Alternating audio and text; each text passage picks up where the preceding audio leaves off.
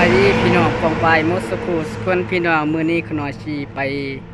อัดเพลงพี่น้องกับเสี่ยวพี่น้องอยู่บ้านนานานสกีพีนพี่น้องสบายดีเสี่ยวสวัสดีมื้อนี้อัดเพลงหยังเนาะเสี่ยวอัดเพลงได้ยินสิกูนและเพลงลาวเฮานั่นซัมซุงเฮียงป้านั่นแหละเดี๋ยวอัดเพลงเฉพาะภาษาเฮาเองพี่น้องเนาะเราเทิงเฮาเองพี่น้องก็เลยขน้อยสิพาเสี่ยวพี่น้องไปอัดเพลงเคลื่อนอาจารย์ลองทอนพี่น้องเนาะมื้อนี้ขน้อยสิกะเกียมไปพี่น้องทางรถจักรพี่น้องเนาะรถธรรมดาเนี่ยพี่น้องมีรถใหญ่พี่น้องเนาะขอบคุณพระเจ้าพี่น้องมื้อนี้พบกันกับอาจารย์ลองทอนพี่น้องเนาะขอขอบใจพี่น้องสวัสดีพี่น้องเลิกการใจหายถามอีกเลย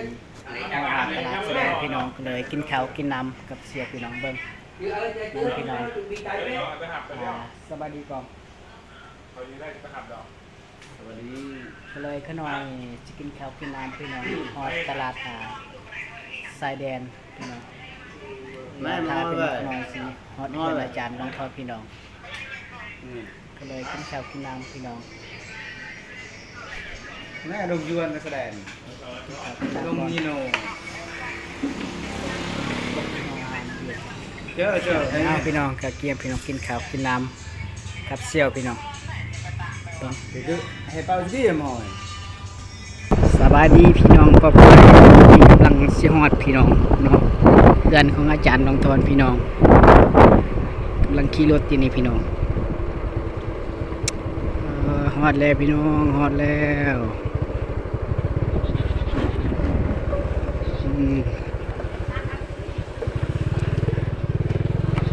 โอ้ยทางยากด้วยนึงพี่น้อง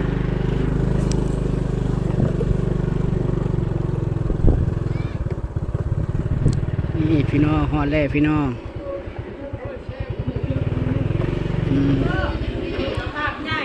ฮอดเลยพี่น้อง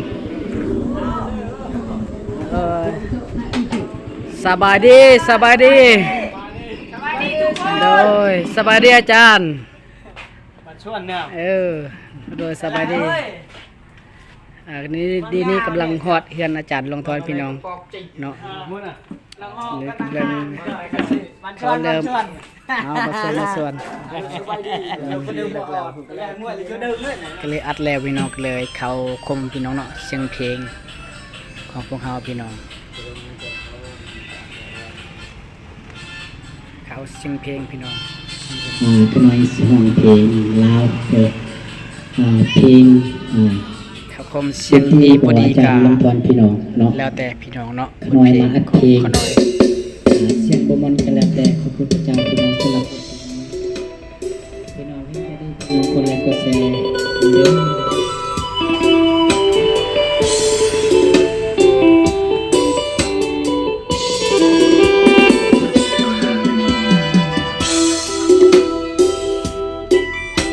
สมาให้ตัวสมาให้ตัวบอกเลยทุกคนสบายเนาะสิ่งสนุกมาสาตานควงกันเส้นทางต้องอยู่อ้างว้างความผิดหวังเข้ามาจังสิบอกเลยจะผิดเกิดมาบาปกรรมจังสิเจ็บทางดีเจ็บที่ไปตั้งส่วนในเต็มเลยพี่น้องเจ็บความมันไว้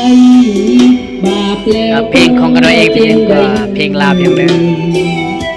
มันน่าอดสู้เกิดมาก็มีความหมายความหมายทั้งหลายก็เลยอัดเพลงใหม่พี่น้องเกิดยังพอสู้ได้เกิดเป็นตาหนายความบาปใดเพื่อนอาจารย์ลงทอนพี่น้อง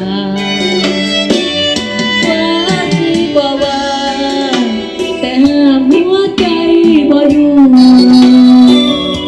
ความตายเคียงคู่เสียบแทน